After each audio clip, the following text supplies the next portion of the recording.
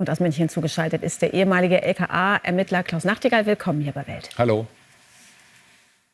Schönen guten Abend, Frau Losch. Schönen guten Abend, Herr Simon. Jetzt sind ja Waffenfunde bei einer ehemaligen Terroristin nicht ungewöhnlich. Aber was wollte Daniela Klette wohl mit der Attrappe einer Panzerfaust? Nun, wir wissen ja, dass diese Attrappe bereits für Überfälle, insbesondere auf einen Geldtransporter, genutzt wurde. Die Attrappe der Panzerfaust wurde als Drohmittel gegen die Geldtransportfahrer eingesetzt und soweit ich in Erinnerung habe, auch mit Erfolg. Das Fahrzeug wurde dann geöffnet. Gut, Geldtransportfahrer, wenn sie sich offensichtlich einer Panzerfaust gegenüber sitzen, das ist eine tödliche Waffe, das hätten sie nicht überlebt. Verständliche Reaktion.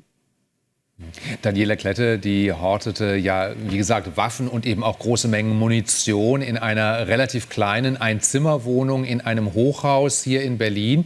Wie gefährlich war diese Lagerung denn für die anderen Bewohner des Hauses? Was wäre zum Beispiel im Falle eines Brandes passiert? Also grundsätzlich ist die Lagerung von Waffen und Munition in einer Wohnung, selbst wenn sie nicht verschlossen sind, erstmal per se ungefährlich.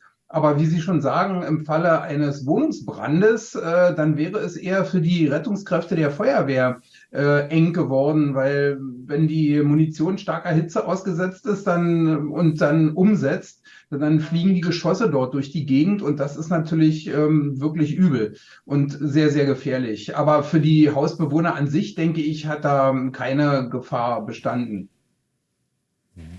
Jetzt besaß Frau Klette ja 1 Kilo Gold. Auch das hat man da in der Wohnung gefunden, was für eine eher konservativ ausgerichtete Investitionsstrategie spricht.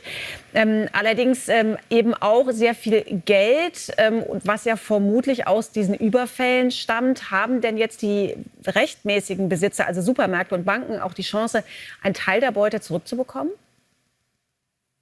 Ja, diese Wertgegenstände werden eingezogen, auch zur Schadloshaltung der Verletzten, also der Geschädigten. Ich denke auch, es wird Beute sein aus dem Geldtransportfahrzeug.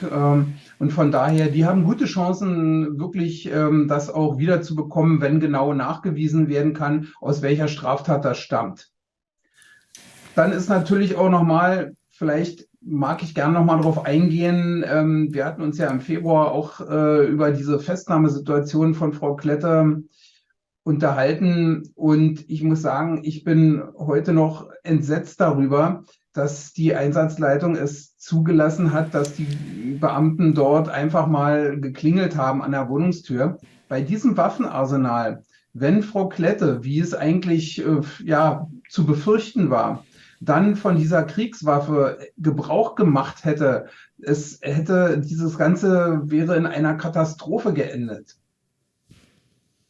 Sagt der ehemalige LKA-Ermittler Klaus Nachtigall. Ganz herzlichen Dank.